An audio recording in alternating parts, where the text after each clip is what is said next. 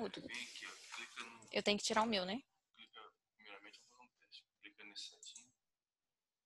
Acho que é teste, speaker. Aqui? Isso. Tô ouvindo. Tá ouvindo a música? Aham. Dá um yes aí. Fala oi, oi. Oi. Tô ouvindo. Aqui? Aí eu posso fechar. É só pode.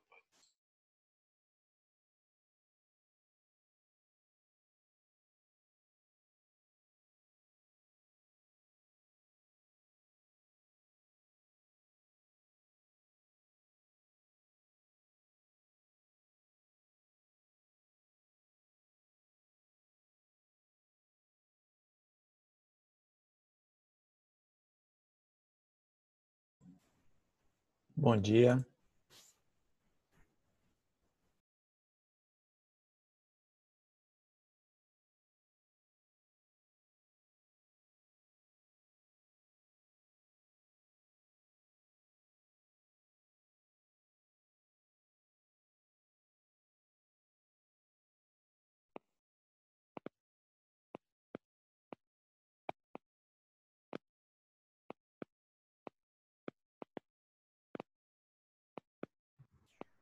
Bom dia.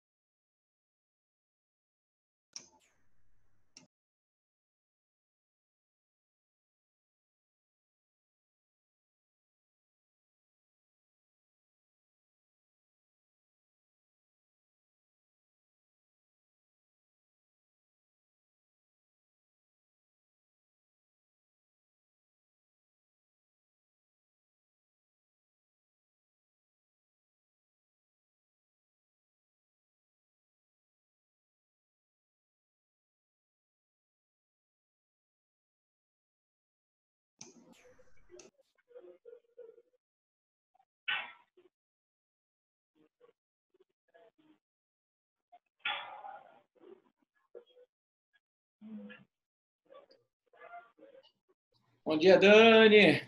Tudo bom? Bom dia, Bruno. Tudo bem? Oi. Esperando só mais uns minutinhos, né?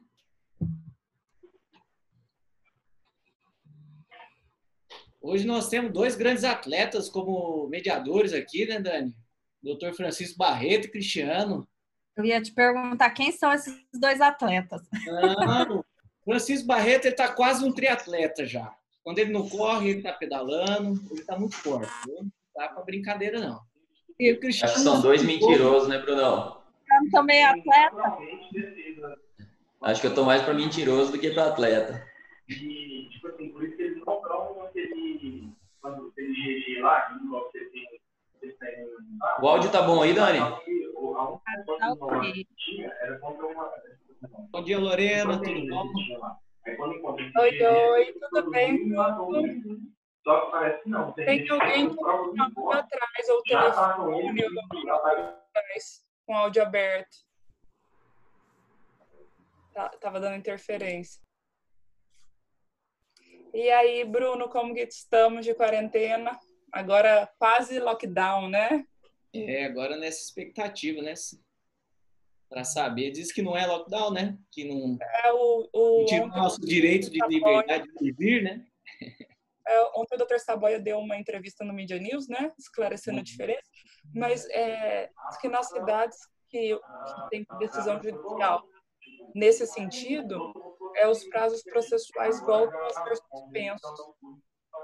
Eu ia pedir para o Ocilei, eu acho que fechar o áudio, porque tem alguém de áudio aberto que está com fundo atrás.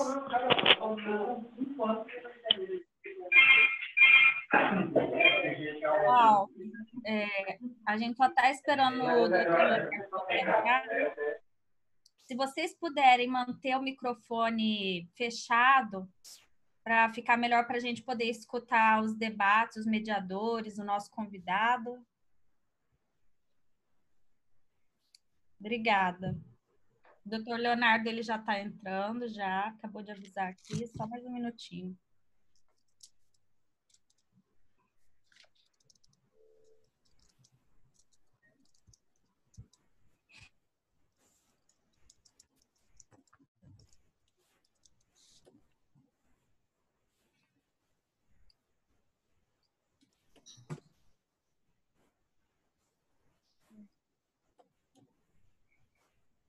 Bruno, sabe se os nossos prazos vão ser suspensos de novo? Não estou sabendo. Ontem, até uma coisa bem interessante que a Gisela protocolou, né? A diretoria da OAB protocolou no estado de Mato Grosso, pelo governador, pedindo que o nosso serviço, né, da advocacia seja como essencial. Isso daí eu acredito que vai ser um pontapé muito bom para nós. Vamos ver o que o governador vai conduzir isso daí, né? Para colocar como nosso serviço essencial. Porque como nós trabalhamos no sistema de plantão, eu acredito que não existe uma diferença, né? Se fosse assim, suspender 100%, advogado nem em sistema de plantão pudesse trabalhar, aí sim ficaria bem restrito. Leonardo, seja bem-vindo. Doutor Leonardo entrou, acho que Lorena, a gente já pode começar, Bruno. Lorena, só respondendo a pergunta da Lorena, no caso de Cáceres, que foi decretado lockdown, o presidente do TJ suspendeu os prazos por conta da portaria do CNJ. Então, é muito provável que vá acontecer a mesma coisa com Cuiabá e Várzea Grande se a decisão for colocada em efeito, né? Obrigada, Gustavo.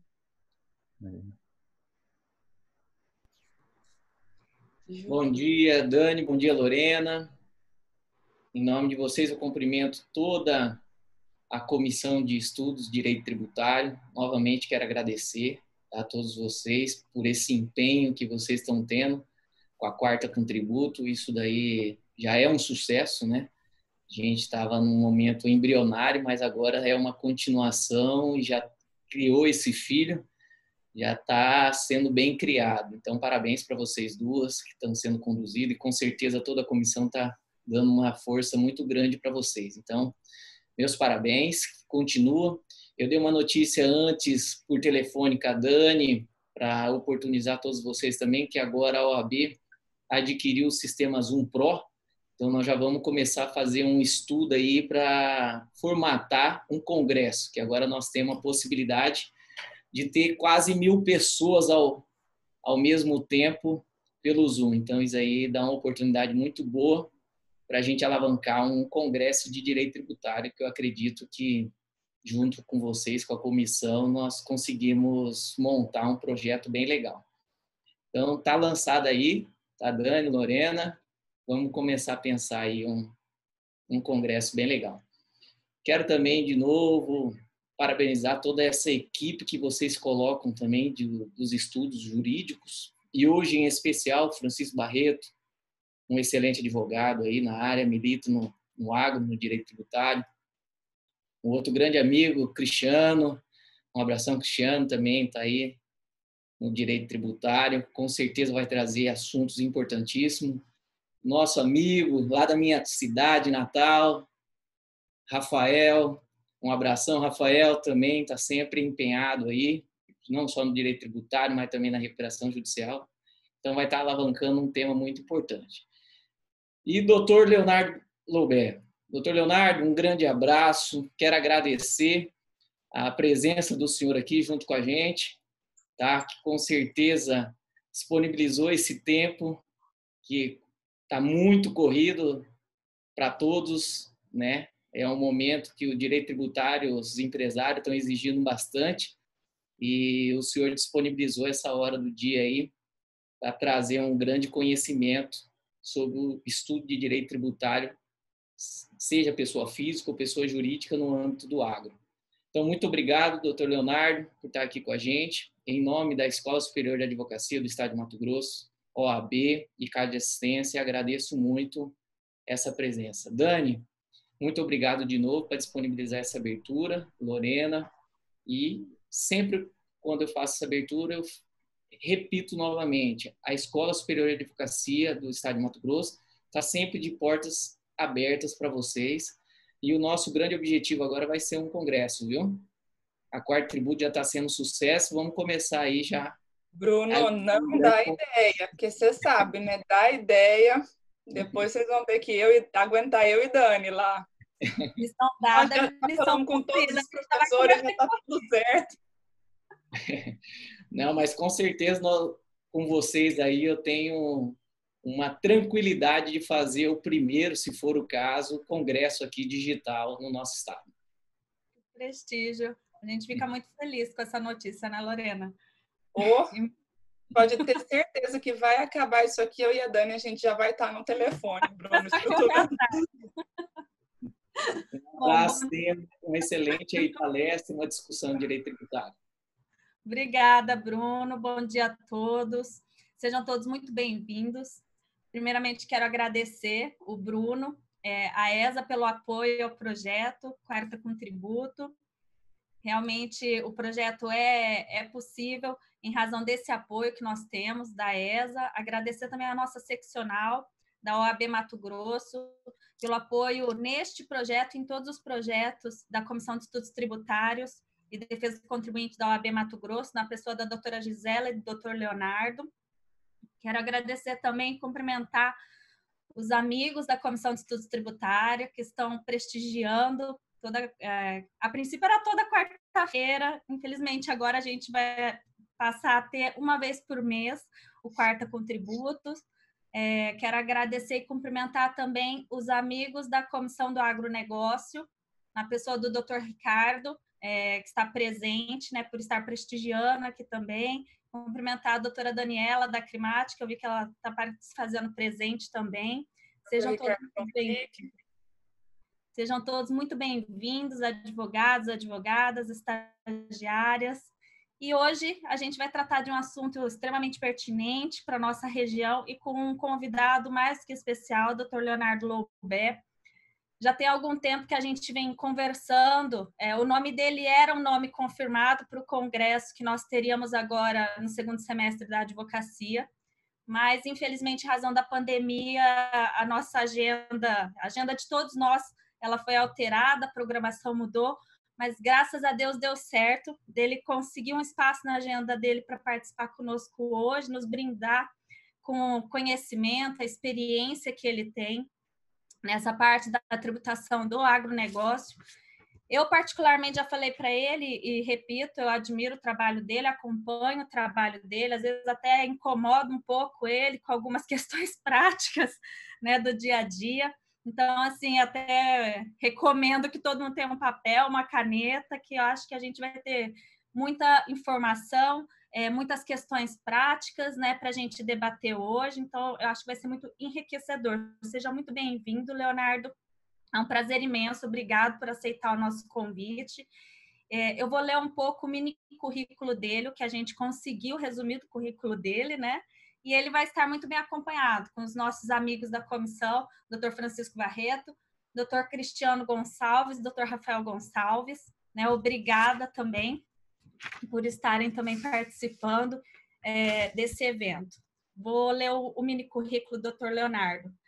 Leonardo Loubet é advogado, mestre pela PUC São Paulo e doutorando em Direito Tributário pela USP, autor do livro Tributação Federal no Agronegócio, livro que eu recomendo, coordenador nacional no curso Extensão em Tributação no Agronegócio pelo IBET, professor conferencista do IBET e membro fundador do Comitê Tributário da Sociedade Rural Brasileira. Seja muito bem-vindo, Dr. Leonardo. Acho que seu microfone está fechado.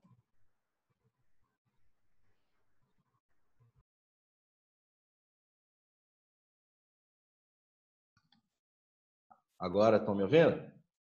Então tá. Muito obrigado, Daniele. Muito obrigado a todos os amigos aí de Cuiabá e do estado de Mato Grosso, né?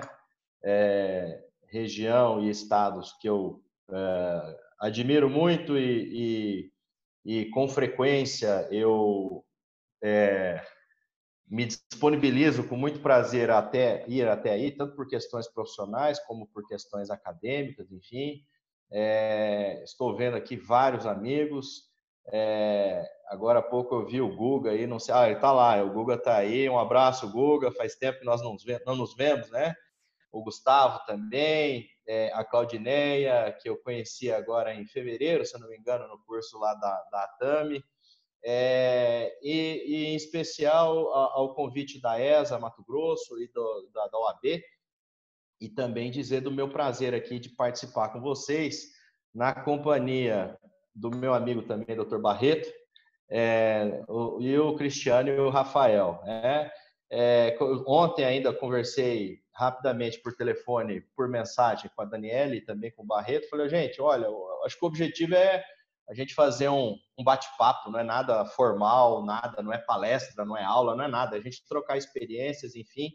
E quando a Daniele me convidou, eu logo vi, ela me questionou, que tema que você gostaria de falar? Enfim, eu tenho falado sobre alguns temas aí no agro com frequência, e aí eu fiquei pensando, eu falei, olha, acho que um tema bem interessante para a gente debater é o regime, a distinção entre o regime tributário da pessoa física e da pessoa jurídica no agro, né? Então, como eu mencionei, o intuito não é uma palestra, não é para a gente se aprofundar aqui em questões acadêmicas, em questões teóricas, e sim procurar dar um viés bem prático a esse nosso bate-papo. Eu não sei exatamente quanto tempo que a gente tem de bate-papo, mas, enfim, dar um viés bem prático e fazer esse comparativo, né? Entre a tributação da pessoa física e da pessoa jurídica. Posso dar prosseguimento, Daniele? Como é que você vai conduzir? Eu falo daqui, vocês vão falando daí, como é que a gente faz? Pode ficar à vontade. A gente tem 1 hora, talvez a gente consiga 1h10, que a gente tem conseguido anteriores. Fica à vontade você, os mediadores, Dr. Francisco Barreto, Rafael, Cristiano. Então tá, então eu vou combinar com o Barreto, com o Rafael, com o Cristiano e com os demais, evidentemente, que vocês, enfim, a gente vai interagindo, 5 minutinhos. Né? Quando tiver 5 minutinhos para encerrar, a gente avisa. Combinado? Ok, a gente vai com um bate-papo aí, vai trocando ideia, nada formal. Bom, então vamos lá. O que eu pensei em primeiro lugar? O objetivo, então, é a gente falar da distinção do regramento tributário pessoa física e pessoa jurídica. Então, de cara, eu já estabeleço com vocês aqui uma premissa para ficar bem clara a nossa exposição. A primeira premissa é a seguinte: trataremos aqui das vantagens e desvantagens de constituição ou não de uma pessoa jurídica para quem atua no agro. Então, eu vou comparar produtor, pessoa física, produtor, pessoa jurídica. Eu não vou entrar no tema da agroindústria, tá? Porque aí já é um outro regramento, não é apenas o produtor rural, né? Aí nós estamos falando de uma cadeia industrial ou agroindustrial que pressupõe, portanto, outros desdobramentos. Então, basicamente, nessa uma hora que nós temos, o que eu procurei e o que eu estruturei aqui para a gente pensar e debater são os tributos que verdadeiramente trazem repercussão distintiva entre pessoa física e pessoa jurídica. O que eu quero dizer com isso? Poderíamos aqui falar de ICMS no agro? Poderíamos falar do FETAB? Poderíamos, mas eu acho que a gente sairia dessa minha premissa de que é fazer um estudo comparativo entre pessoa física e pessoa jurídica. Afinal de contas, o ICMS no agro, no mais das vezes, não é o fator preponderante se o contribuinte é pessoa física ou pessoa jurídica. FETAB, mesma coisa. Então, em linhas gerais, o que eu pretendo tratar são os tributos em relação aos quais há distinção de carga tributária. Então, nós vamos fazer um estudo aqui, um debate, uma reflexão sobre carga tributária no agro. Tá? Pela mesma razão, ou pelas mesmas razões, eu também não vou falar na aula, desculpa, não é aula, estou acostumado a dar aula, não é aula, é um debate, né? É um bate-papo. É que a gente faz tanta aula aí, esse negócio de aula online. Eu dei uma aula sábado que, olha, ficar só no online, às vezes, nem eu não estava me aguentando, viu? É complicado. Por isso que eu estou falando para você, para a gente fazer a interação aí. Porque se virar monólogo, fica cansativo. Mas, pelas mesmas razões, eu não vou falar do ITR, porque no ITR, tanto faz se o sujeito é pessoa física ou pessoa jurídica, a carga tributária é a mesma. Então, o que eu separei aqui para nós falarmos vai envolver basicamente 4 tributos. E a partir desses 4 tributos, nós falamos aí desse comparativo de carga tributária. É uma reflexão que eu fiz aí em Cuiabá mesmo, num curso que eu dei em fevereiro, e alguns de vocês, amigos, estavam presentes, então vou pedir aí até a compreensão dos que estavam, até eventualmente pela repetição de ideias, mas eu acho que hoje a gente tem a oportunidade de aprofundar isso. Eu separei 4 tributos para nós falarmos. O imposto de renda, indiscutivelmente, e aí podemos falar de carga tributária para arrendamento e parceria, o que é mais vantajoso se pessoa física ou pessoa jurídica. Então, imposto de renda, o PIS e a COFINS, né? Vamos chamar de PIS e COFINS, considerando um só, né? Com carga tributária cheia. Em terceiro lugar, Fundo Rural, e em quarto lugar, Senar. Tá? Então, a partir desses 4 tributos, o que eu pretendo debater com vocês aqui é o que é mais vantajoso em 3 segmentos, basicamente, e que tem tudo a ver com vocês e tem a ver com a gente aqui em Mato Grosso do Sul. Soja, milho e carne. Tá? Segmento de soja, milho e carne, que eu acho que ocupa boa parte da produção, tanto do MS quanto de MT. Então, eu acho que é válido a gente seguir por aí. Evidentemente que vocês aí têm uma produção grande de algodão. De repente, a gente pode falar alguma coisa em relação ao algodão também.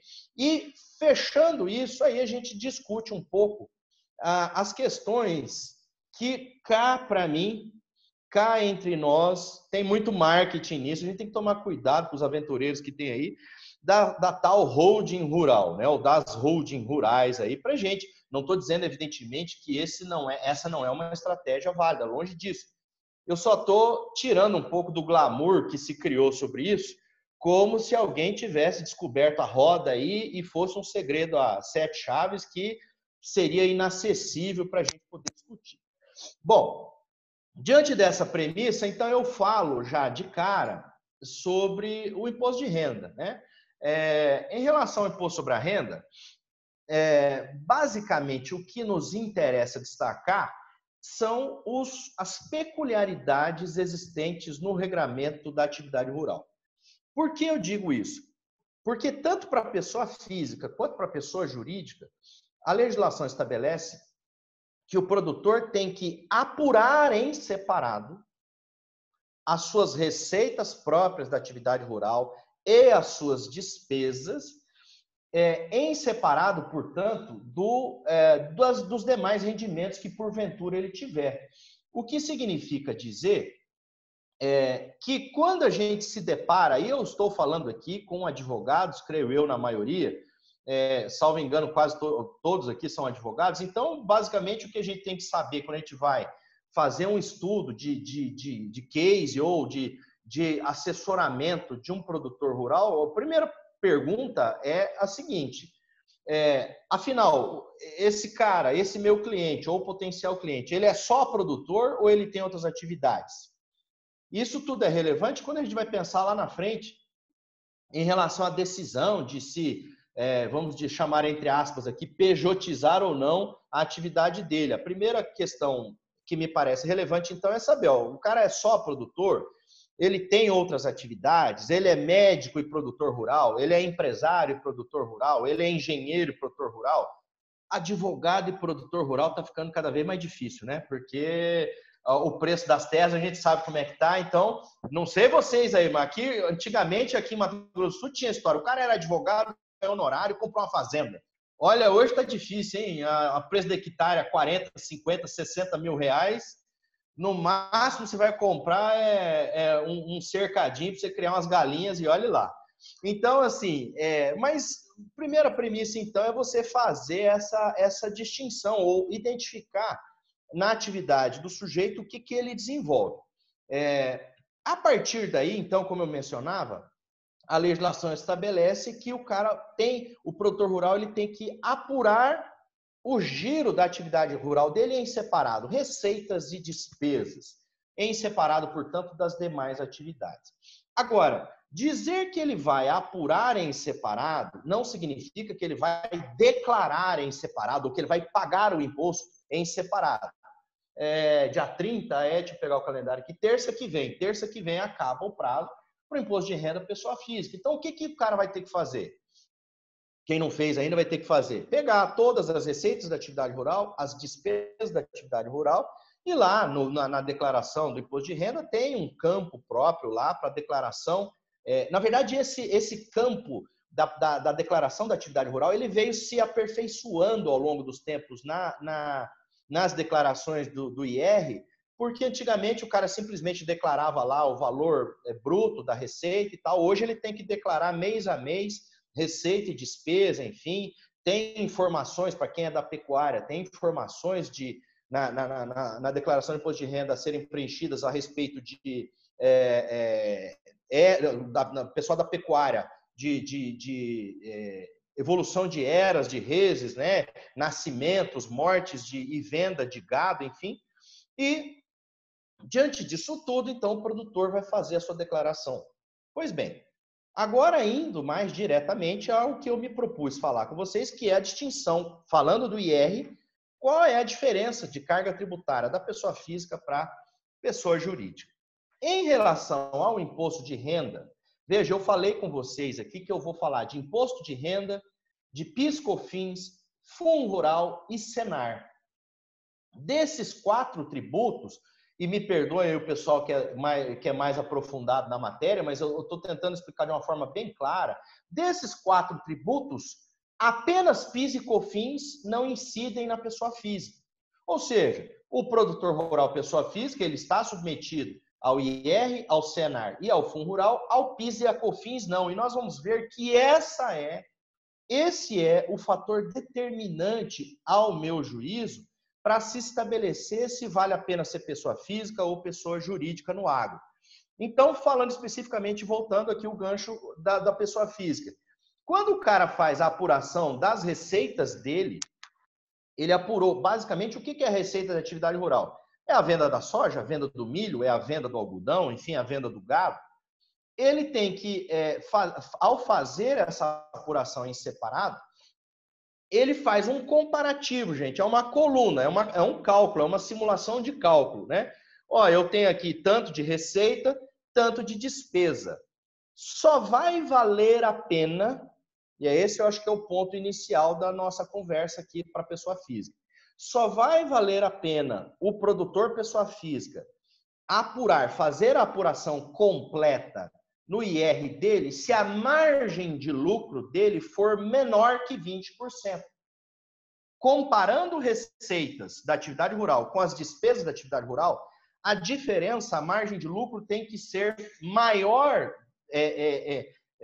do que 20% para... veja, se for maior que 20%, ele vai pelo presumido. Se for menor que 20%, aí ele vai na apuração completa. Por que eu estou dizendo isso? Porque a própria legislação prevê que o produtor, pessoa física, tem direito a fazer a apuração pelo resultado presumido. E o que é a apuração pelo resultado presumido? Em cima do que ele faturou, da receita bruta dele, ele arbitra, ele calcula 20% de margem de lucro e é aquilo que será tributado. E aí eu gostaria de enfatizar um ponto, que muitas vezes as pessoas se confundem. Não é que o cara vai pagar 20% de imposto. 20% é a base presumida dele. Sobre esses 20%, ele vai aplicar a alíquota máxima de 27,5%, no caso de pessoa física, que, portanto, se você pegar uma calculadora e multiplicar os 20% vezes os 27,5%, o produtor pessoa física tem uma carga tributária máxima de 5,5%. Tá? Então, o máximo que o cara vai pagar de IR pessoa física é de 5,5%. Por que eu estou enfatizando isso? Porque se a gente for olhar para o comparativo com a pessoa jurídica, especificamente no IR, a gente vai ver que no IR a carga tributária é menor. É menor pessoa jurídica do que pessoa física. Só que, como eu mencionei, eu estou comparando aqui nesse exercício com vocês aqui os tributos que incidem sobre os dois. Então, quando eu vou fazer esse comparativo, eu tenho que lembrar que tem outros tributos. Então, para a gente fechar a parte da pessoa física no IR, eu apuro receitas de um lado, despesas do outro. Se a minha margem de lucro for menor que 20%, aí vale a pena eu fazer pelo completo. Óbvio, porque a margem presumida é de 20%. Se a minha margem de lucro naquele ano foi menor, aí eu faço pela apuração completa. Ah, mas Leonardo, quando que a gente vai saber se vai se dar menor ou não? Ora, se a gente vai declarar o imposto agora em junho de 2020, a gente vai fazer o espelho olhando para trás. Quanto que os caras faturou ano passado e quanto que ele gastou. Aí vai depender muito do tipo de atividade, né? Da margem de lucro que a atividade proporciona. Vai depender se o cara está abrindo uma fazenda nova, se ele está tendo muitos investimentos, a tendência é que naquele ano ele tenha uma margem de lucro menor. Tá? Bom, sempre posso optar pela pessoa física, sendo pessoa física, sempre posso optar pelo presumido? Sempre eu posso optar. Só que tem um fator relevante. Quando o produtor opta pelo presumido, ele abdica, ele renuncia ao direito de fazer a dedução dos prejuízos acumulados em anos anteriores.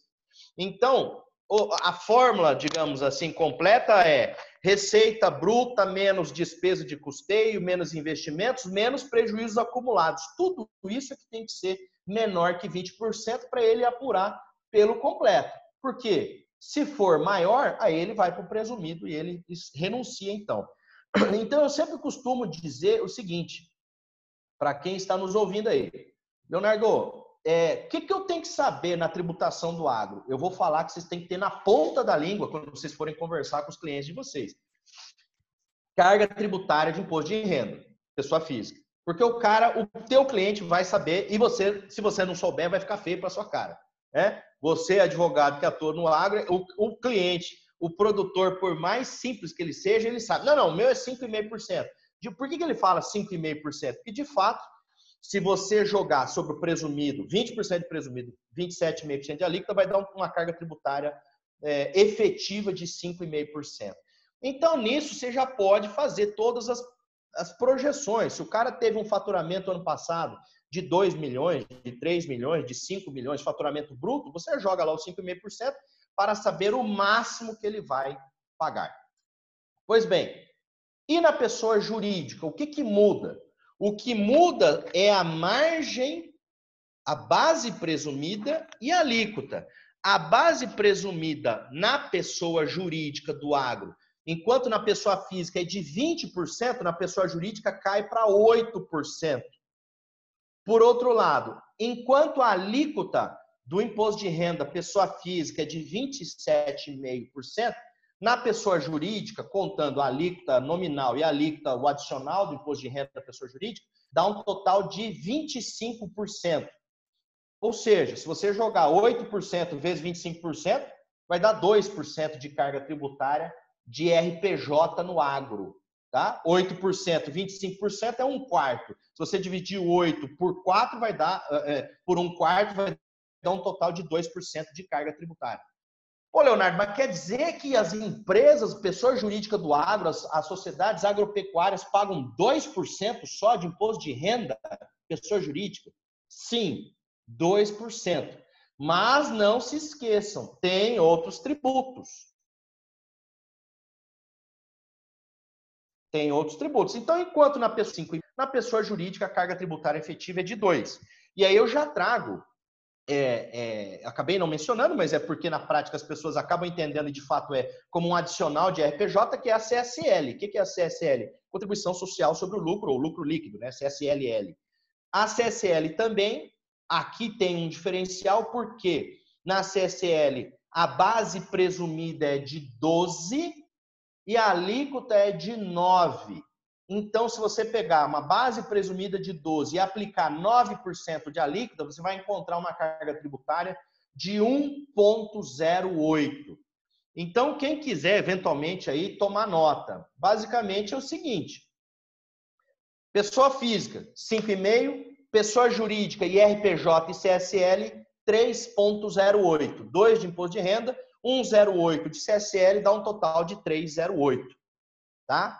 Bom, para a gente fechar essa parte do imposto de renda, e me perdoem, gente, é como eu combinei com vocês, até pelo tempo. Eu estou falando mais comparativo de carga tributária, eu não vou entrar aqui nos aspectos teóricos, das inconstitucionalidades do RPJ no agro, CSL, etc. Eu estou fazendo, digamos, um estudo uma análise meio objetiva aqui.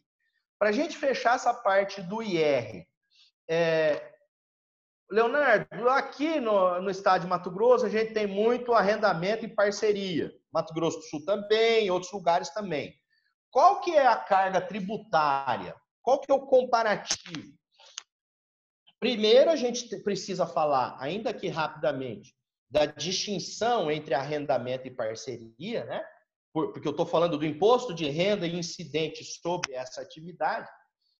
Então, assim, basicamente, arrendamento, aluguel, valor fixo, recebimento em dinheiro, parceria e, portanto, arrendamento não é considerado resultado da atividade rural, tá? É considerado um resultado não da atividade rural, ao passo que a parceria é sim considerado um resultado da atividade rural e, portanto, como é resultado da atividade rural, o sujeito pode, seja pessoa física, seja pessoa jurídica, jogar aquele valor recebido da parceria na apuração presumida. Então, assim, e mais, com um detalhe, que é muito frequente aí, aqui também, até eu tenho casos concretos aí, de parceria, sobre isso até.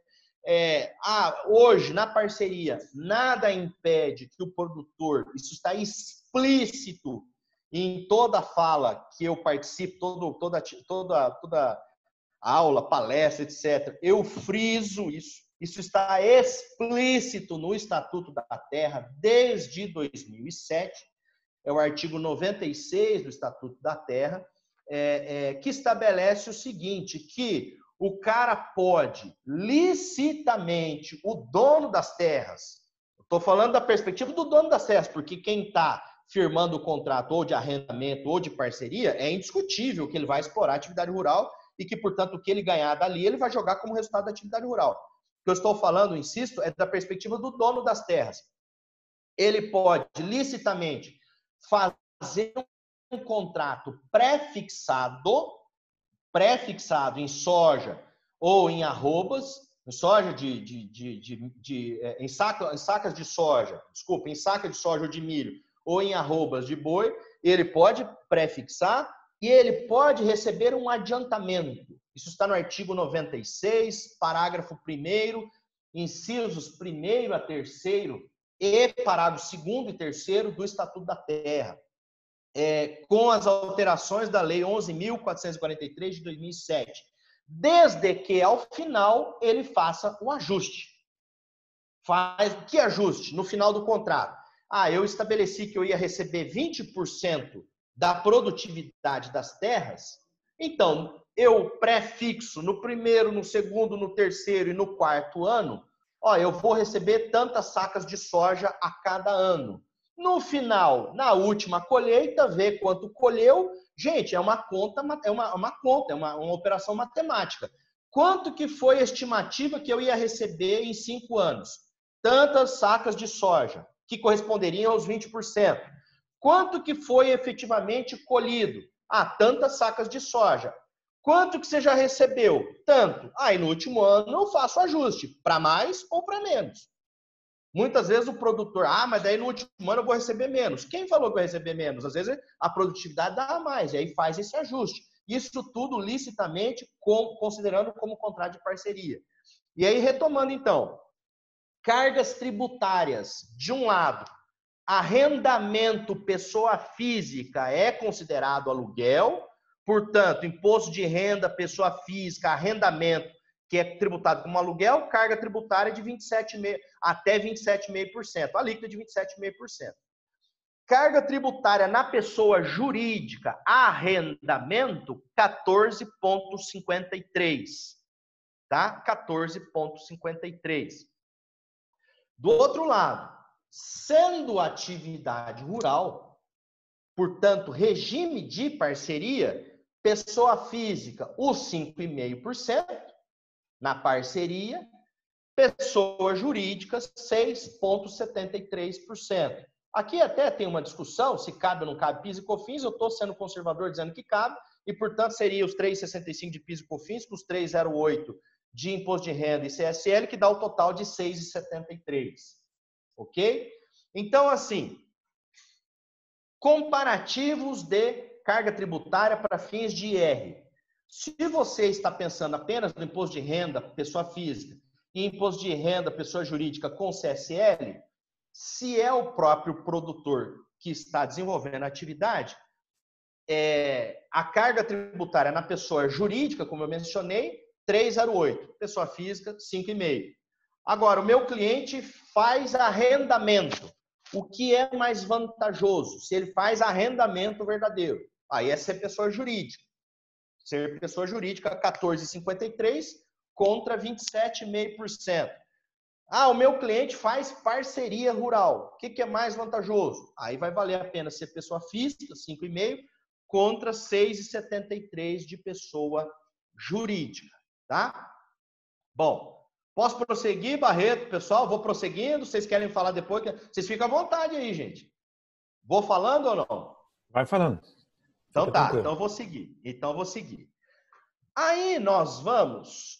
Esse é o primeiro tributo que eu falei, que eu estou chamando imposto de renda, mas a gente está vendo que tem as peculiaridades do imposto de renda e CSL, estamos vendo que tem a peculiaridade de arrendamento e parceria, enfim, mas estamos chamando o primeiro grupo aqui de imposto de renda, e comparando arrendamento, parceria e tal. Agora a gente vai para PIS e COFINS. Quando a gente vai para PIS e COFINS, primeira observação a ser feita é a seguinte.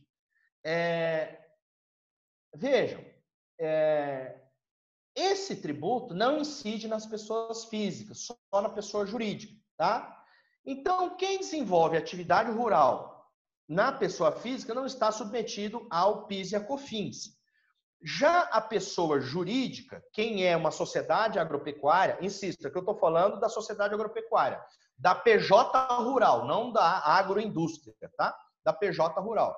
Para a PJ rural, aí vai depender muito, e aqui é um aspecto que, eventualmente, quem não está muito ligado à área, pode achar que é um pouquinho complexo, e de fato é complexo.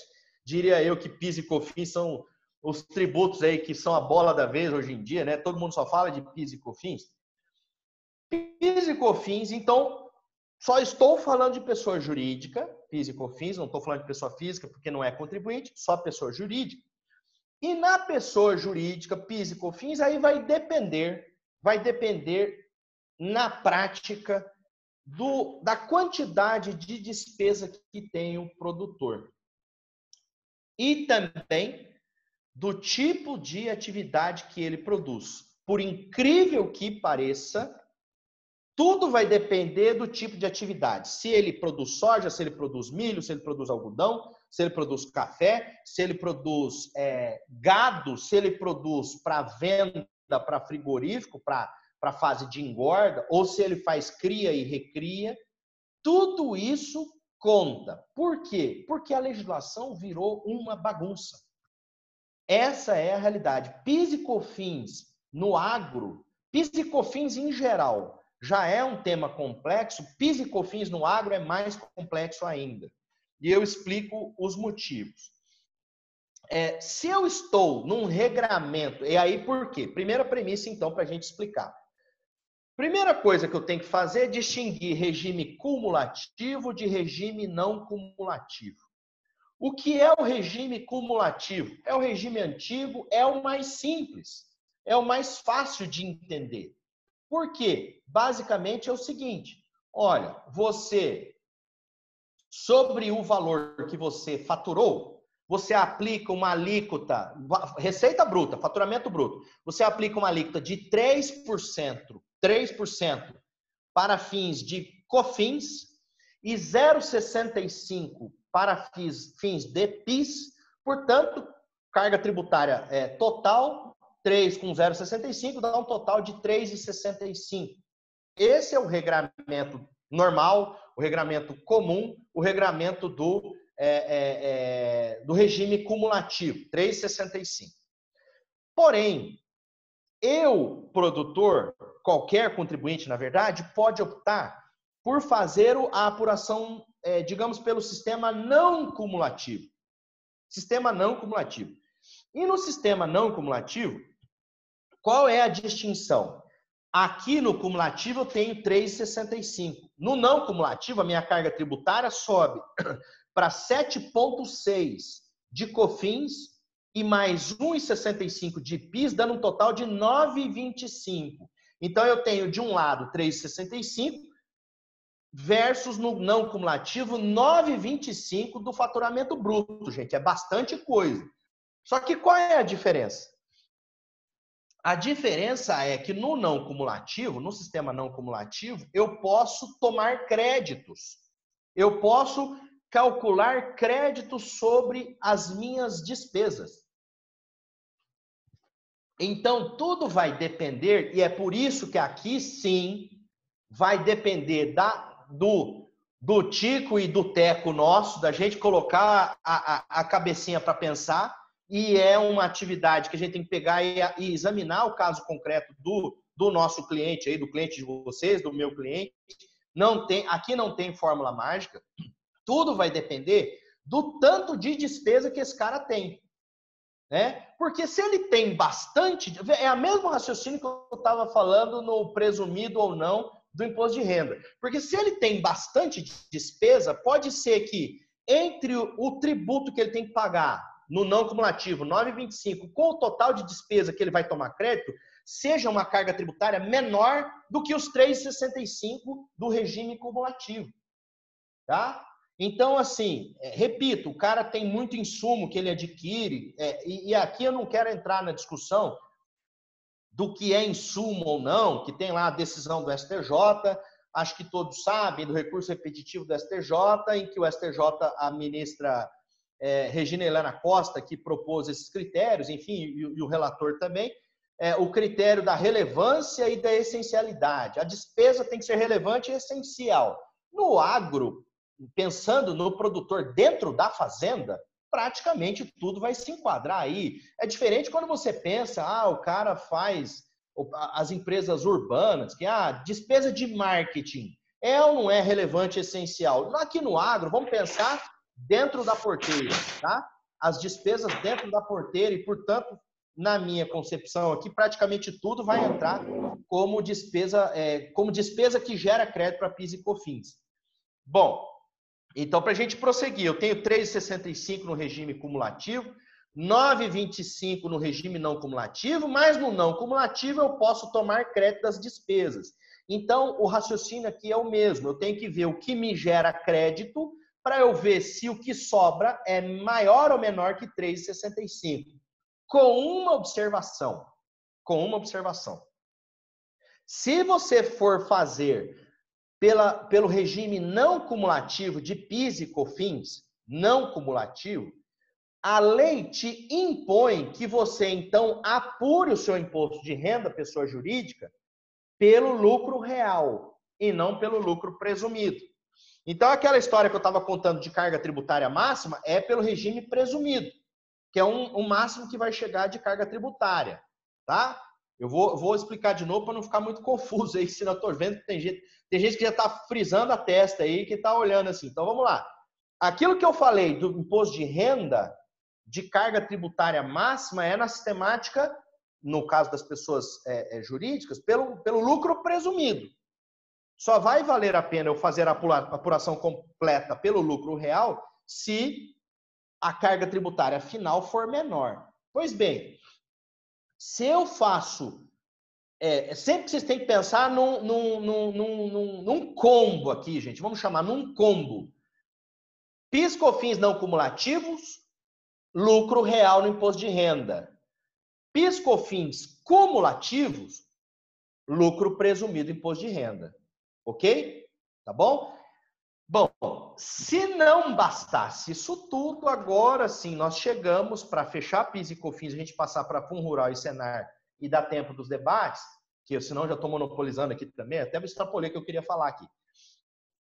Não bastasse isso tudo, vem a legislação, no caso de PIS e COFINS, e chama de ora chama de suspensão, ora chama de alíquota zero. Eu também não vou entrar no debate aqui para saber se suspensão é igual a isenção ou não, se alíquota zero é igual a isenção ou não. O fato é que é zerado PIS e COFINS da carne, da soja, do milho e da carne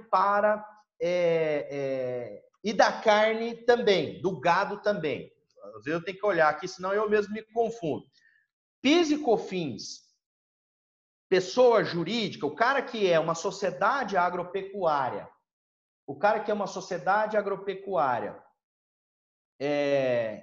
desculpe, para fins de PIS e COFINS, vamos lá, soja, PIS e COFINS, 0. Milho, PIS e COFINS, 0. Gado, se for para a fase de engorda, ou seja, o produtor vendendo para o frigorífico, PIS e COFINS, 0. Se for uma sociedade agropecuária que faz venda para cria e recria, que vende bezerro, que vende garrote, aí não está isento do PIS e COFINS, paga 3,65. Aqui está a grande diferença, tá?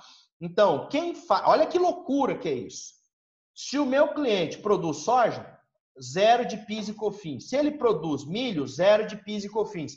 Se ele produz gado para engorda, 0 de PIS e COFINS. Se ele faz venda de gado para a fase de acabamento, né, que é a fase de cria e recria, para a futura engorda, ele não vende para frigorífico, aí ele é tributado a 3,65.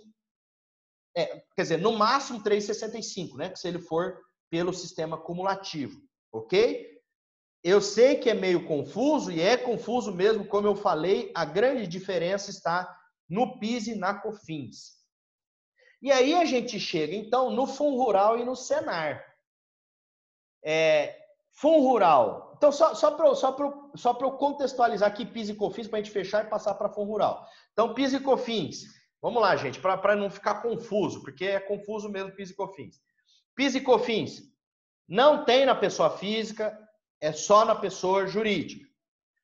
PIS e COFINS, pessoa jurídica, portanto, duas sistemáticas, lucro sistema cumulativo ou sistema não cumulativo. Sistema cumulativo não tem crédito. Sistema não cumulativo tem crédito. Sistema cumulativo, se apurar pelo cumulativo, a alíquota nominal 3,65 e se apurar pelo cumulativo, tem que apurar pelo lucro presumido de imposto de renda. Tá? Se for sistema não cumulativo que dá crédito, tem que apurar pelo sistema de imposto de renda lucro real. Lembra que eu falei do combo aí? Se está no cumulativo, no PIS e COFINS, é imposto de renda lucro presumido. Se está no não cumulativo PIS e COFINS, que dá crédito, está no lucro real no imposto de renda.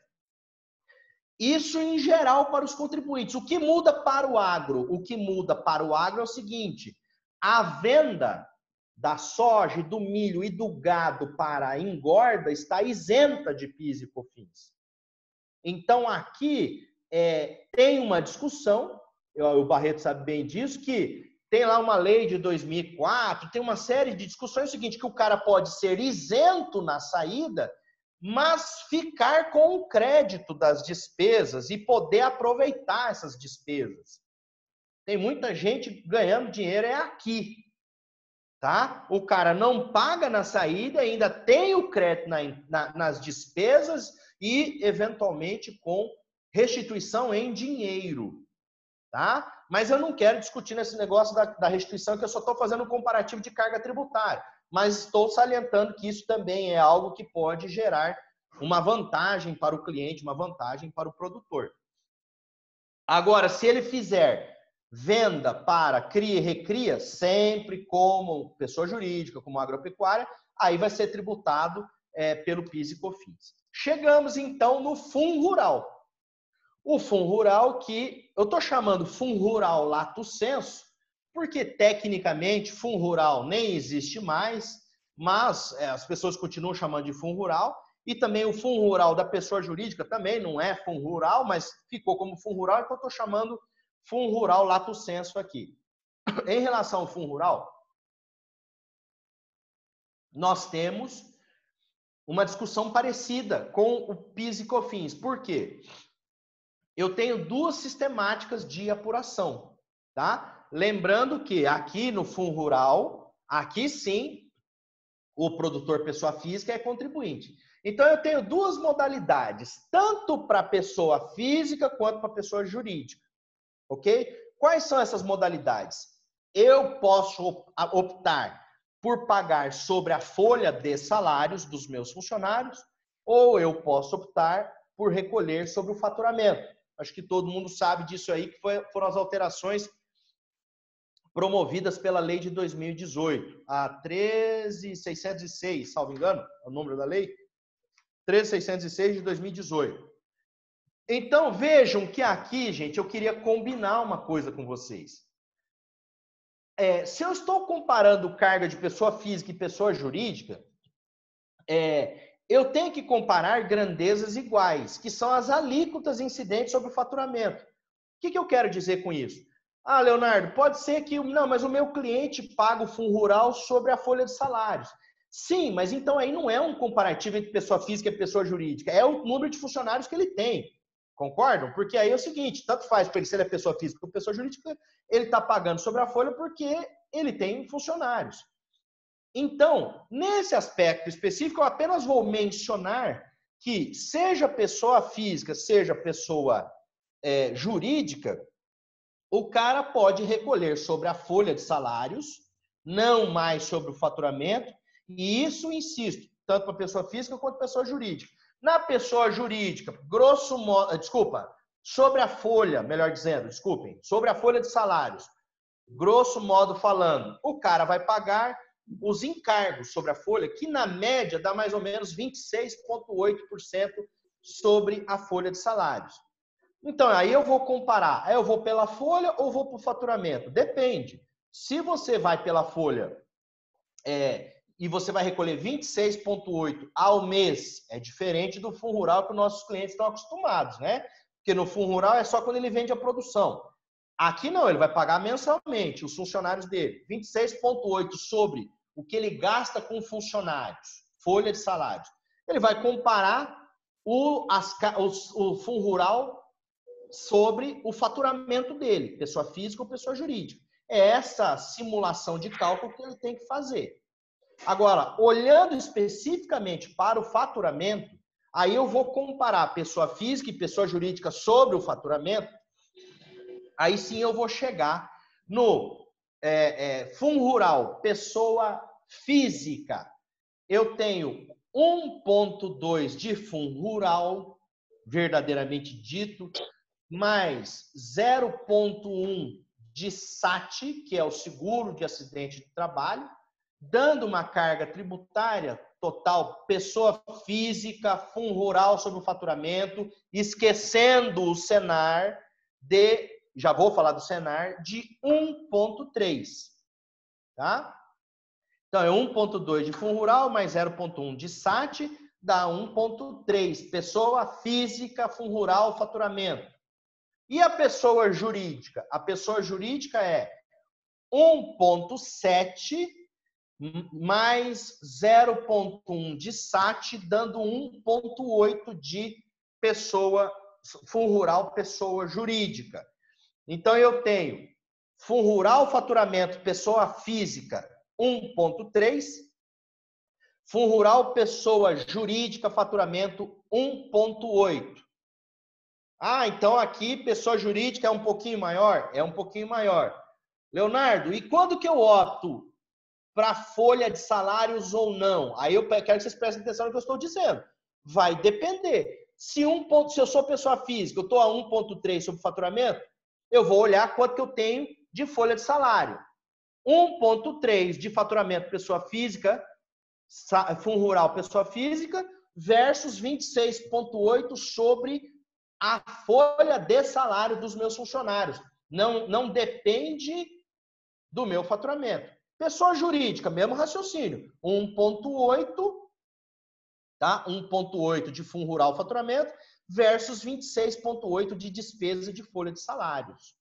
Aí eu vou comparar se vale a pena ser faturamento ou folha de salários. Mas fazendo o exercício a que eu me propus aqui com vocês. Ora, eu vou comparar, então, pessoa física e pessoa jurídica, faturamento, é 1,3 versus 1,8. Ok? Bom, mas nós temos aqui uma peculiaridade, que é a seguinte,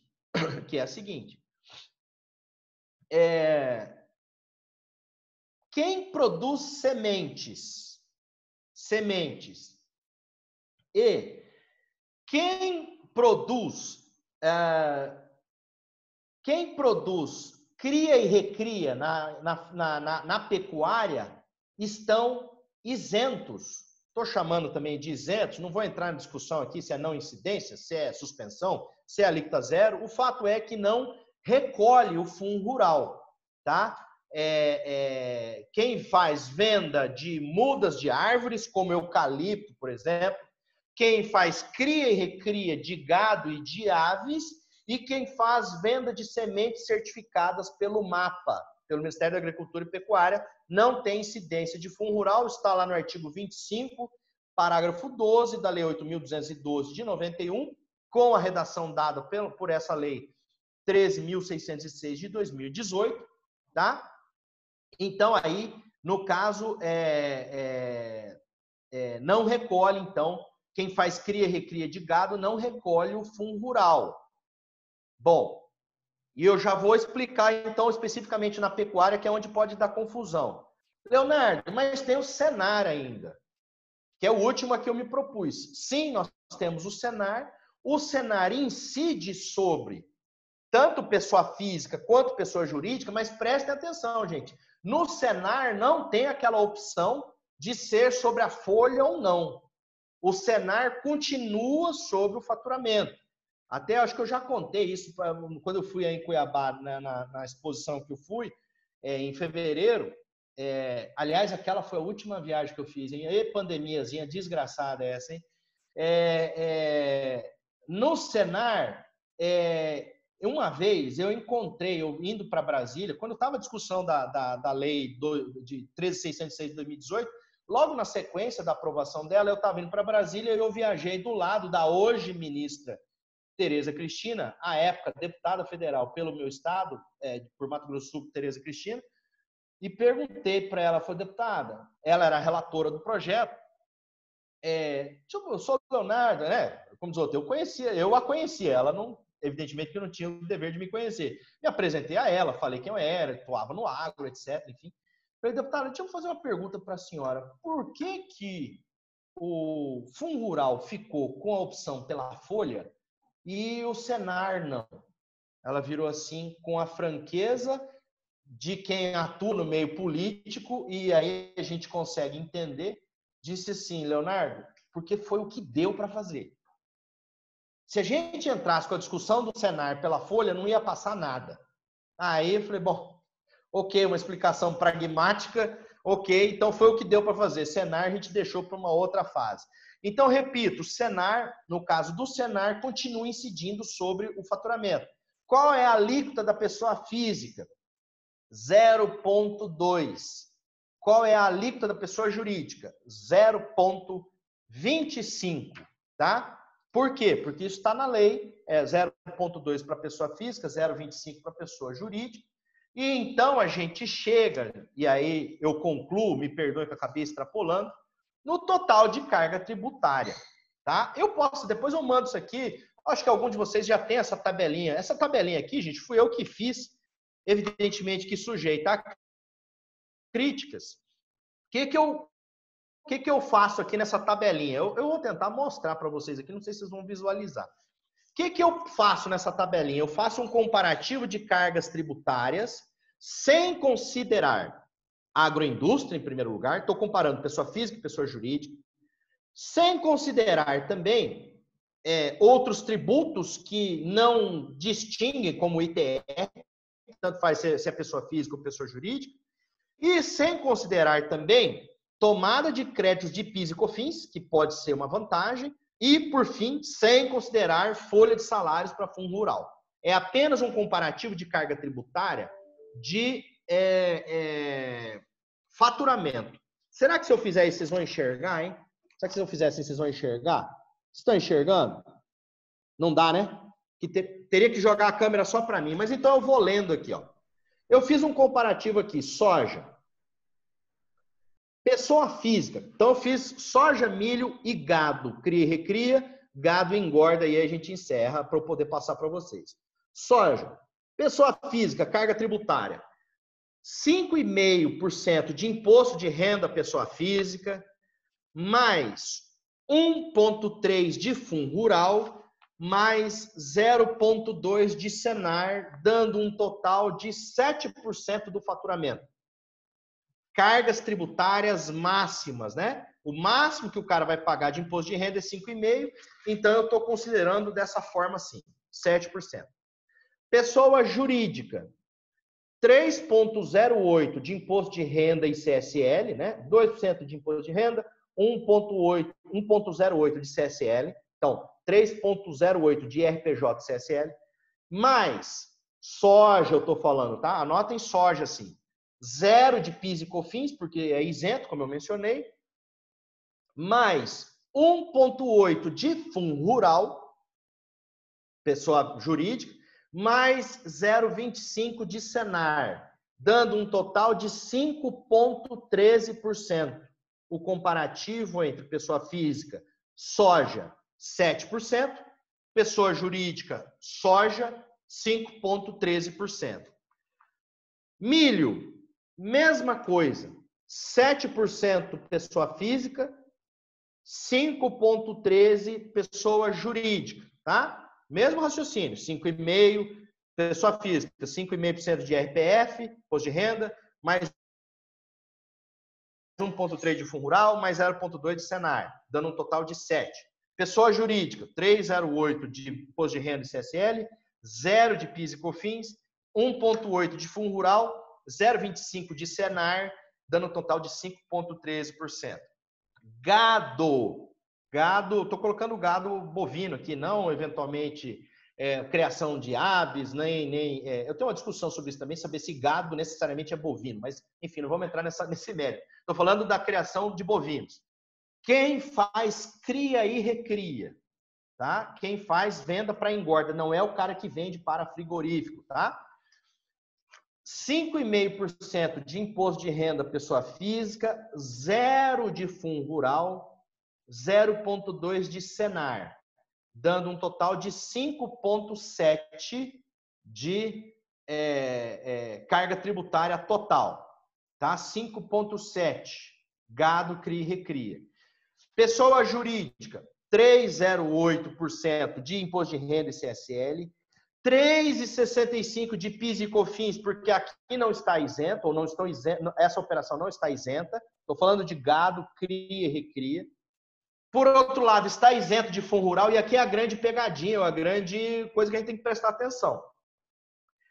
Gado, cria e recria não está isento de PIS e COFINS, mas está isento de fundo rural.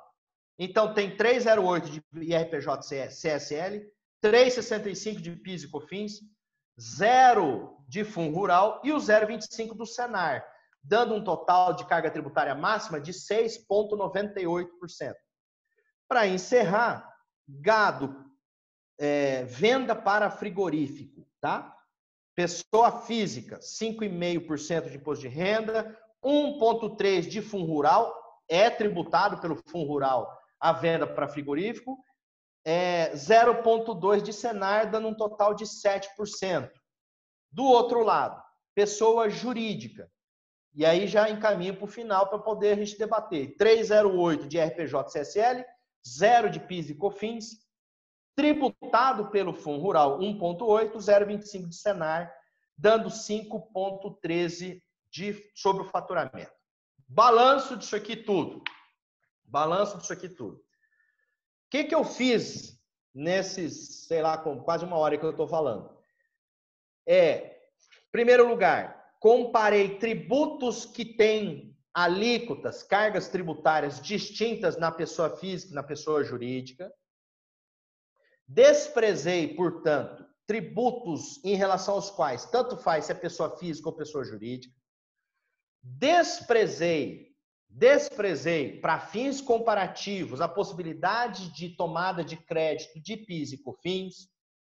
Desprezei a agroindústria, só estou falando pessoa física e pessoa jurídica no agro.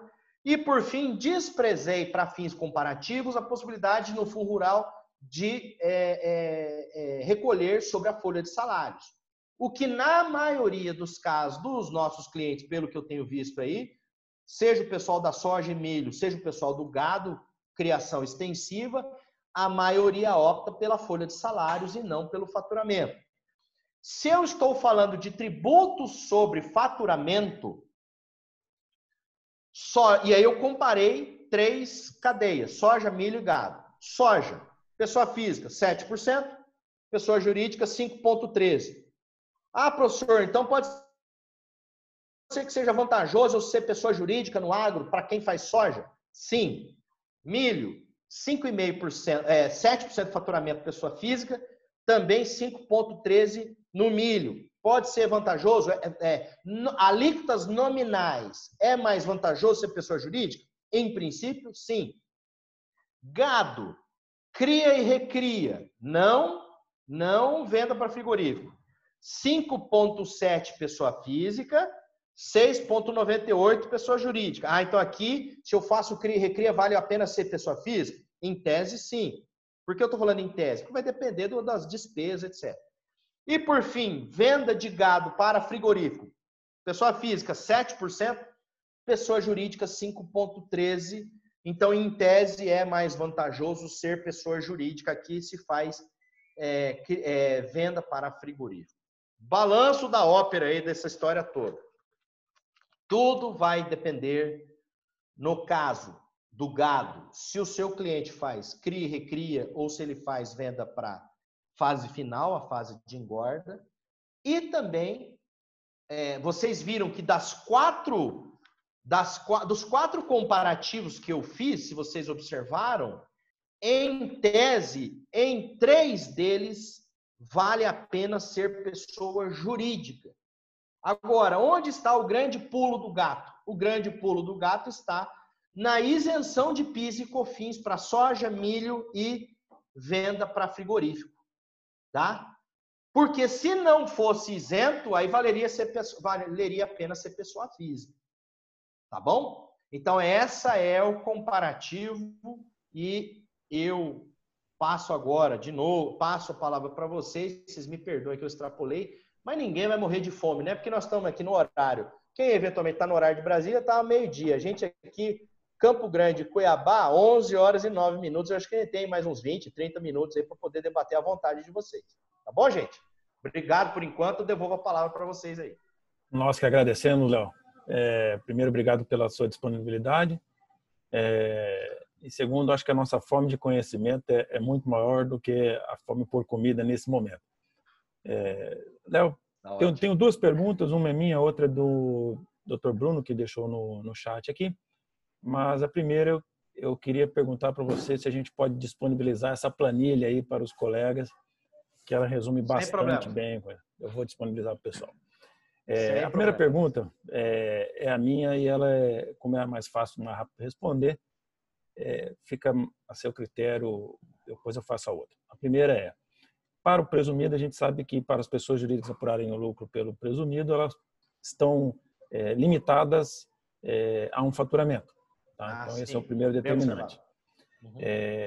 E segunda, você falou, repetiu, mas eu gostaria de enfatizar aí, precisa fazer cálculo sempre e a gente sempre vai precisar de uma afinidade muito maior com o pessoal da contabilidade desses produtores, seja pessoa física ou pessoa jurídica.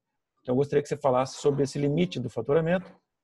E a segunda pergunta é, quando um arrendante, pessoa jurídica, recebe em produto saca de soja, ele vai pagar 14,53% de imposto de renda sobre o valor da saca de soja recebida. E depois, com a comercialização da soja, ele vai pagar novamente sobre essa comercialização. Essa é a pergunta do Dr. Bruno. Ótimo, ótimo. Bom, vamos lá.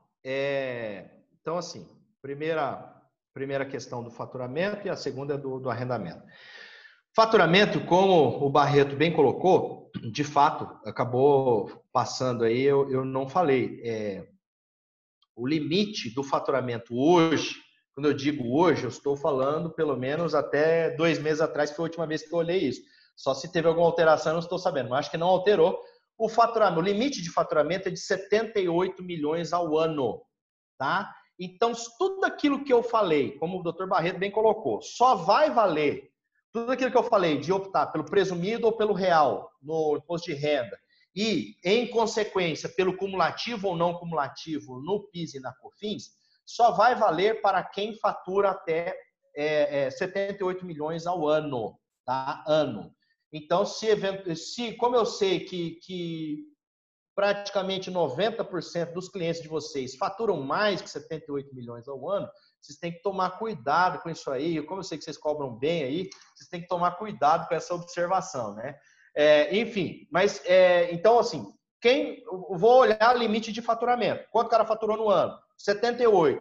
Se ele extrapola 78, aí ele tem, sendo pessoa jurídica, evidentemente, aí ele vai ter que ser, ele vai ter que apurar pelo lucro real no imposto de renda e, em consequência, o PIS e COFINS não cumulativo. Leonardo, o que o pessoal faz, Leonardo? O que o pessoal faz é o seguinte, tem pessoa jurídica e tem pessoa física. Aí uma parte ele produz na pessoa física, outra parte ele produz na pessoa jurídica para não extrapolar o limite dos 78 milhões por ano. Leonardo, isso é ilícito? Eu não vejo ilicitude alguma. É planejamento tributário abusivo? Não vejo ilicitude alguma. Evidentemente, desde que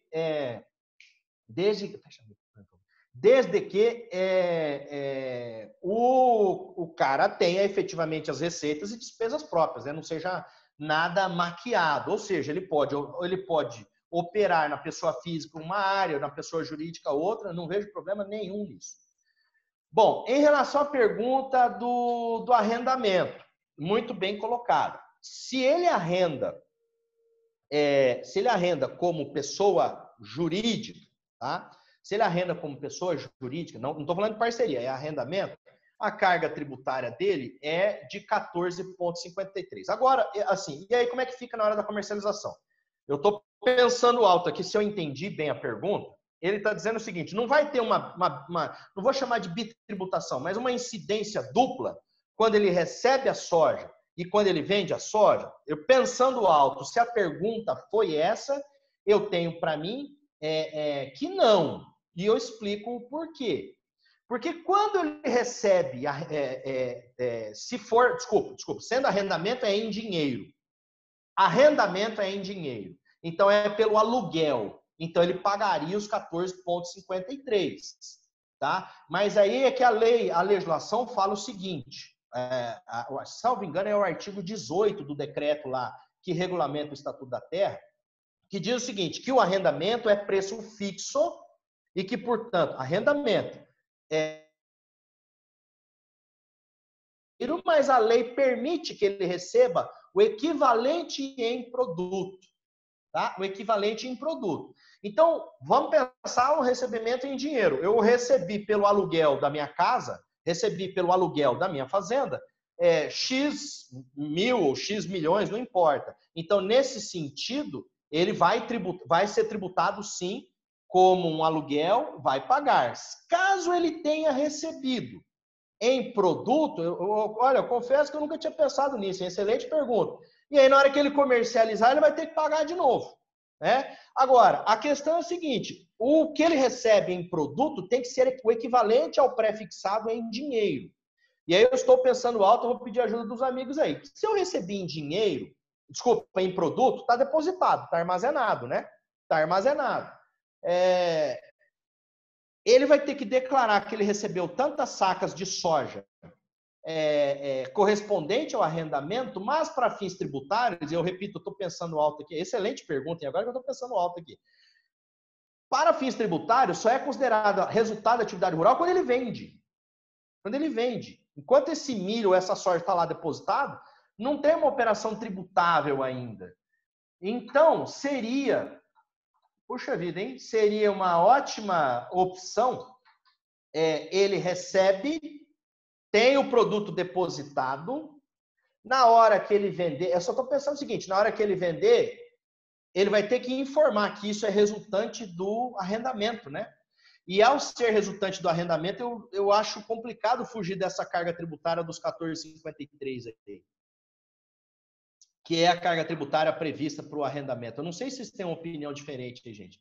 Mas olha, na hora que eu vi a pergunta é excelente, na verdade. Quem fez essa pergunta? Quem foi o filho da mãe que fez essa pergunta, hein, gente? Apertar o expositor assim, sem avisar antes. Aí não foi você não, né, Barreto? Não. Essa veio do Bruno Almeida de Oliveira. Doutor Leonardo, prazer em revê-lo, sou aluno de pós-graduação aqui. Tinha que ser você, né, Bruno? Eu lembrei das suas perguntas no curso lá também, né? Explica a sua ideia aí, Bruno. Na verdade, a lógica, a pergunta é essa mesmo que o senhor entendeu. O cara recebe lá como arrendamento um produto de soja e ele vai ficar armazenado, depois ele vai vender essa soja. O meu raciocínio é que, ao receber o volume de soja, ele recebe de acordo com a prefixação. Então, ele tributa ali, nesse fato gerador do arrendamento, 14,5%. Recebeu, ficou lá.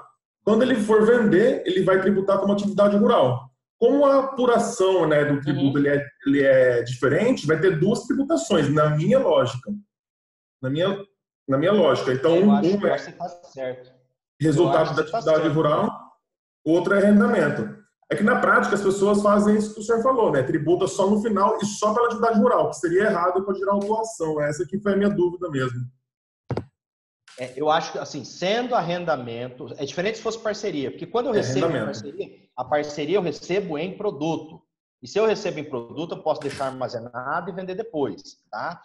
Agora, o arrendamento é o artigo, acho que é o artigo 18 lá do regulamento, do decreto que regulamenta o Estatuto da Terra, ele fala que tem que ser em dinheiro ou equivalente em produto, mas pré-fixado.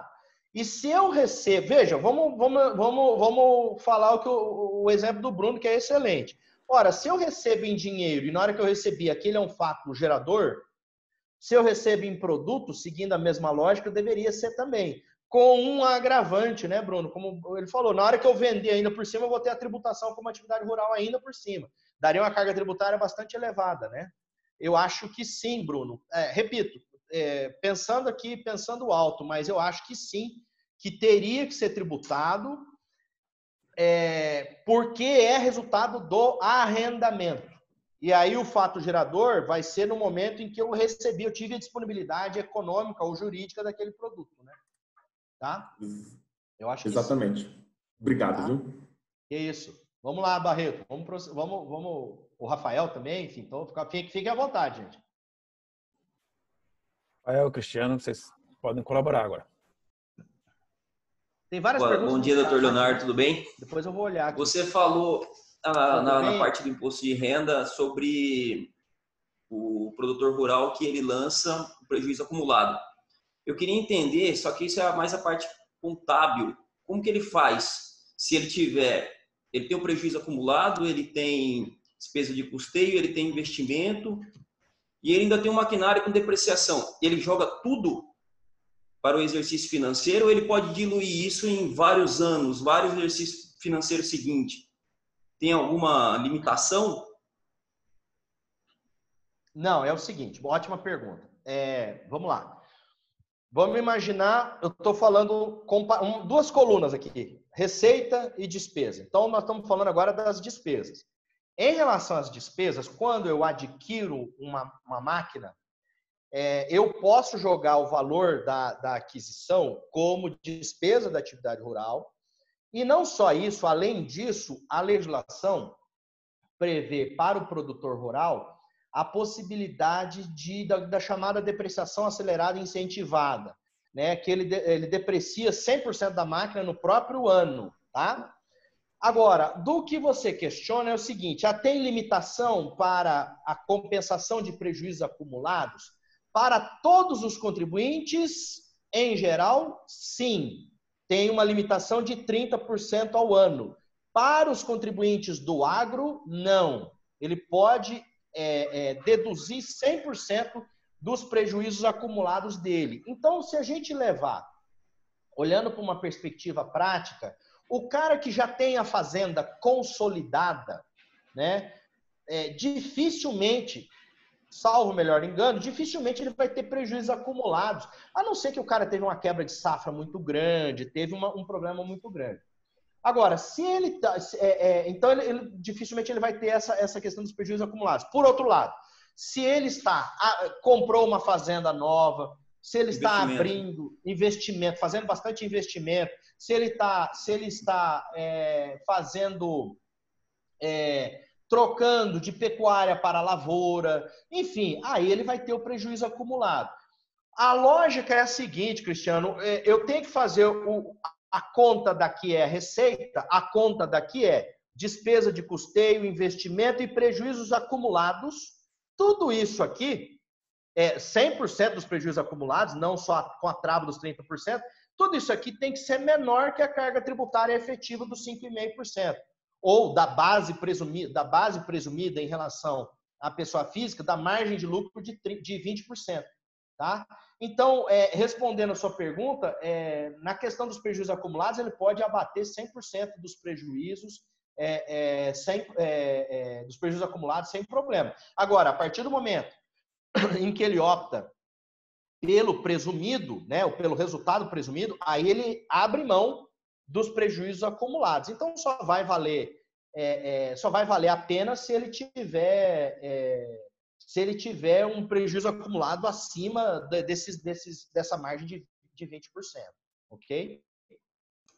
Perfeito. Obrigado, doutor. Bom, vamos lá.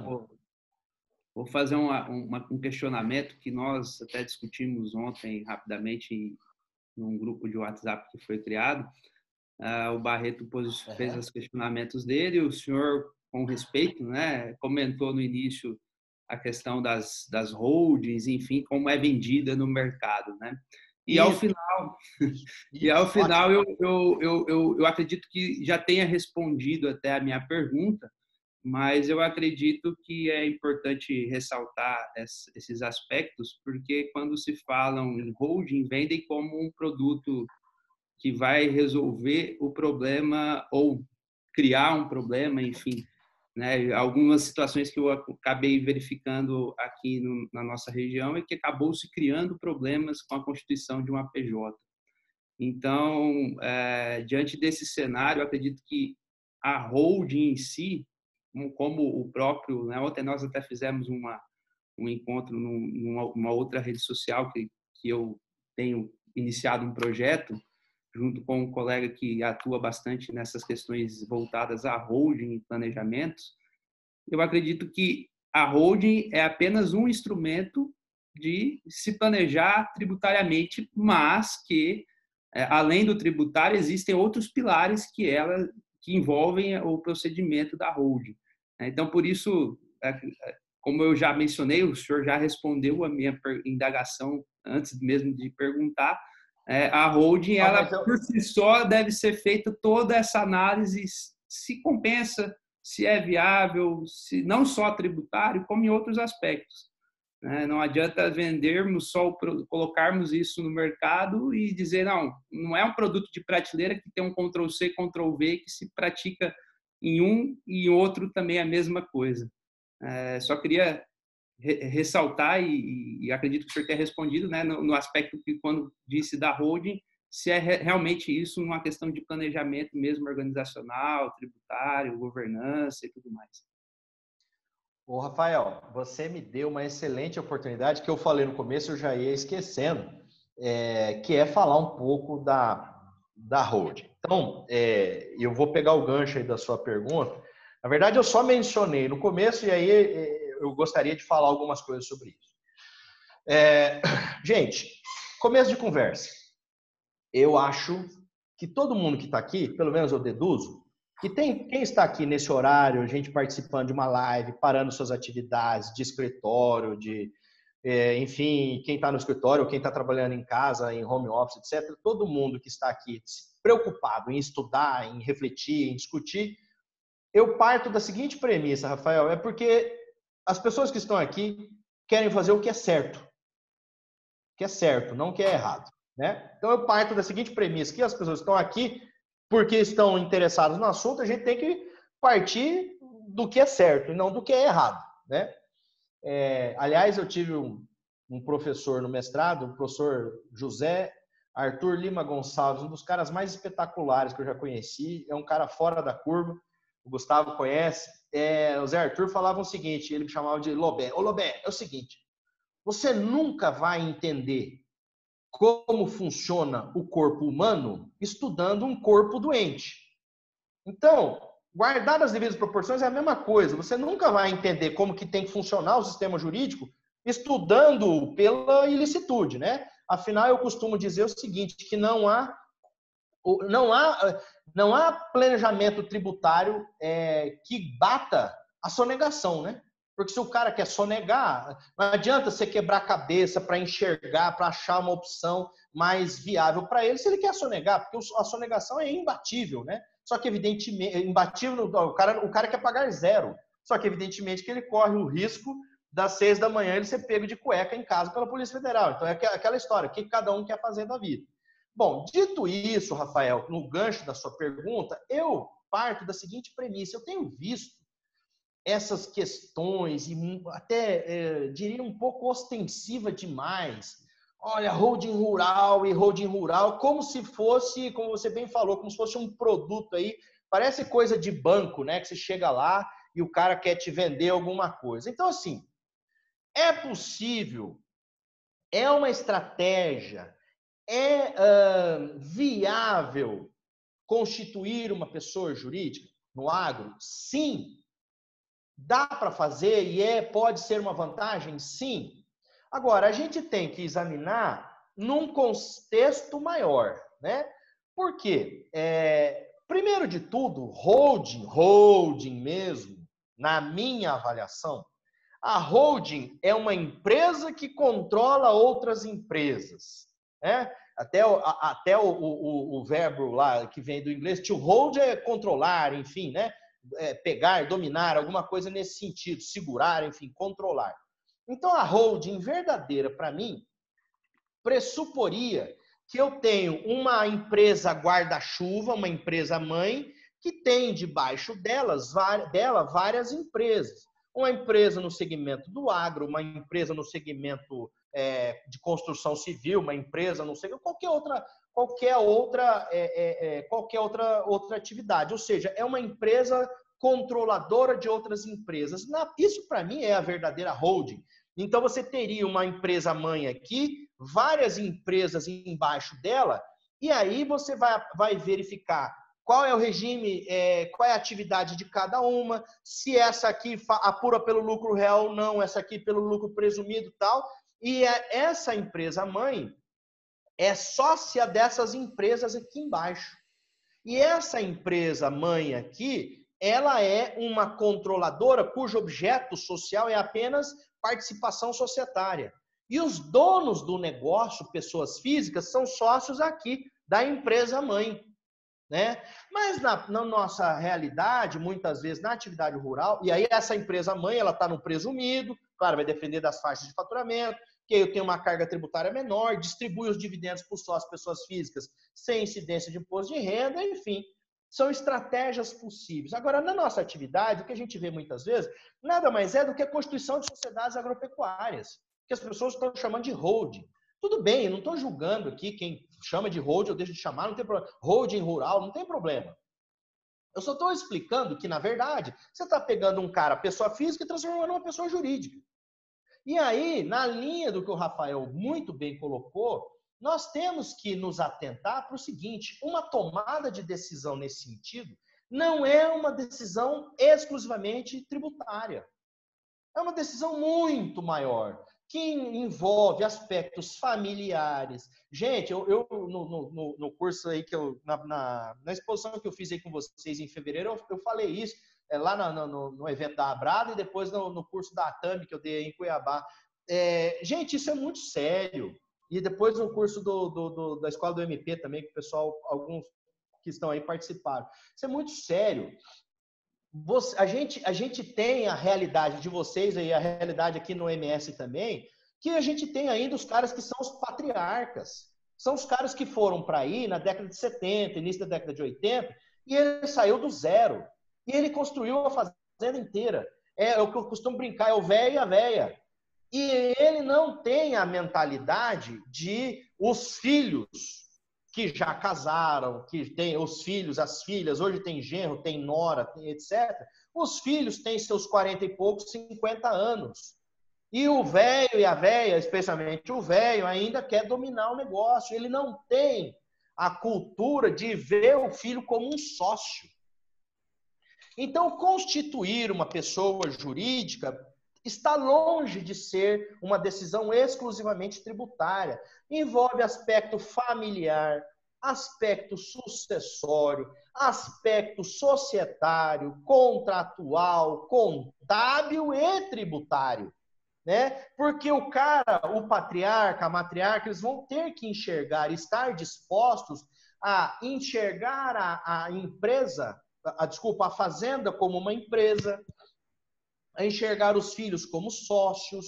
E aí, na pergunta do Rafael, eu vou me limitar ao aspecto tributário, mas sem deixar de levar em conta, porque às vezes o velho não quer que o genro seja sócio, aí você tem que constituir, eu vou constituir uma pessoa jurídica, como é que eu vou fazer? Eu vou as cotas, eu vou doar para minha filha, eu vou doar o dinheiro e ela compra a cota, eu vou doar a cota com cláusula de incomunicabilidade, que é o que muita gente faz, para o genro não participar, aquela coisa toda. Tem que ver o regime de casamento dos filhos e das filhas, tem um monte de coisa de direito de família, né? Mas olhando exclusivamente sob a ótica tributária, tributar hoje na pessoa jurídica, como eu mencionei aí, depois eu vou mandar a tabelinha de vocês, para vocês, tributar como pessoa jurídica sim, pode ser, muitas vezes, uma vantagem. Se eu comparar alíquotas nominais, eu estou mostrando para vocês aí que dá uma diferença, muitas vezes, de 2% de tributo. Praticamente 2%. 7% contra 5,13%, praticamente 2%. Gente, 2% de faturamento grande é bastante coisa. É bastante coisa. Então, pode ser, sim, uma vantagem. Agora, eu chamo a atenção, e isso eu não tenho visto as pessoas se atentarem para esse aspecto, eu chamo a atenção para um ponto que é bastante importante, que eu não mencionei aqui, que eu falo agora, que é a integralização da fazenda na pessoa jurídica no que toca ao ITBI. Por quê? Ué, professor, mas isso aí não é imune, né? É imune, não paga ITBI, né? Quando eu tenho um imóvel na pessoa física, eu constituo uma pessoa jurídica, eu integralizo esse imóvel na pessoa física, da pessoa física para a pessoa jurídica, é imune. Sim, está na Constituição, não está? Está. Só que os municípios, eu não sei aí, aqui está acontecendo muito, os municípios estão falando, ok, eu respeito a sua imunidade. Só que a sua imunidade é o seguinte, a sua fazenda, pelo valor contábil, está declarada por R$500 mil. Então, quando você traz da pessoa física para a pessoa jurídica, eu não vou tributar até R$500 mil, mas o valor de mercado dela é de R$50 milhões. Então, a diferença entre os 500 mil e os 50 milhões de reais, eu vou te tributar, porque isso aí é o valor de mercado do imóvel, é o valor de mercado da fazenda, eu não estou te tributando a operação societária, eu estou te tributando a transmissão pelo valor de mercado. Ah, Leonardo, mas não pode. Não pode, concordo. Acontece que tem um caso pendente de julgamento no Supremo Tribunal Federal, em repercussão geral, em que o debate é exatamente esse. Se o limite da imunidade vai só até o valor contábil ou se é o imóvel, a operação como um todo. E esse caso é de relatoria do ministro Marco Aurélio. Todos que são da área tributária têm que se atentar para esse caso. Depois eu posso passar o número para vocês. Porque o caso eleito como paradigma, esse caso, não é um caso bom. É um caso de fraude mesmo, pelo que eu vi do caso. Então, o meu receio de todo mundo puxa, a partir... Lembra a história do corpo doente ou corpo sadio? A partir de um caso problemático, o Supremo fixar uma tese ruim contra os contribuintes. E aí eu digo para vocês, para minha surpresa, e isso foi uma surpresa para mim, porque eu tive que fazer uma pesquisa aqui do TJMS para eu atualizar o material do curso do agro. Para minha surpresa, tem vários municípios fazendo isso aqui e o TJMS a maioria dos julgados tem entendido que o município pode fazer isso. Então, minha gente, eu vou dizer uma coisa para vocês. Eu não sei o TJMT, como é que está a jurisprudência. Olhem isso. Porque se você está acompanhando, viu, Rafael, a pergunta do Rafael, se você está acompanhando uma operação dessa, você tem que alertar o seu cliente que ele pode ter esse problema. Então, eu vou fazer uma continha básica aqui, ó, para vocês. 50 mil... Oi. Interromper só um pouquinho. Ó, avisaram agora, a gente já até extrapolou um pouquinho, mas acho que a gente vai ter mais uns 2 minutinhos, tá? Infelizmente. Oh, desculpa, gente, mas... Então, só para fechar. Só para eu fechar, no meu exemplo, 500 mil de valor contábil a 50 milhões de valor de mercado seriam 49 milhões e 500 mil, tá? Vamos colocar uma alíquota, sei lá, 2%, que é o que geralmente o pessoal cobra de ITBI, vezes 2%, dá 990 mil de ITBI cobrado. Ou seja, se você está acompanhando uma operação dessa e não alerta o seu cliente, aí vem o município e cobra quase R$1 milhão de ITBI, o teu cliente vai cobrar de você, mas doutor, o senhor não me avisou. Não, mas é imune, aí vai ficar essa discussão toda. Então, atentem-se para isso. E esse pessoal aí que está vendendo holding como se fosse Avon, eu acho que eles não estão alertando os clientes deles para isso, gente. Cuidado com esse tipo de coisa, tá? Ô, Dani, ó, tem um monte de pergunta aqui. Eu vou pedir um favor, Daniele. Seleciona essas perguntas, me manda, e aí eu mando para vocês por e-mail, junto com a tabelinha lá. tá? Não, perfeito. Da carga tributária. Estou tentando fazer o papel da chata aqui, de avisar que tem mais 2 minutinhos. Realmente está sendo muito produtivo. Acho que todo mundo... Eu estou com interesse também nesse último jogado que você falou, depois eu vou pegar. O pessoal da Crimate também mandou alguns questionamentos. Mas, então, te agradeço mais uma vez. Obrigado, Daniele. Obrigado, Barreto, Rafael, Cristiano, todo o pessoal da ESA aí. Eu acabei empolgando aqui, eu vi que eu extrapolei pra caramba o tema, mas vocês verem, né? Vocês vejam, né? Falar sobre isso em 1h30 que nós estamos falando aí é difícil.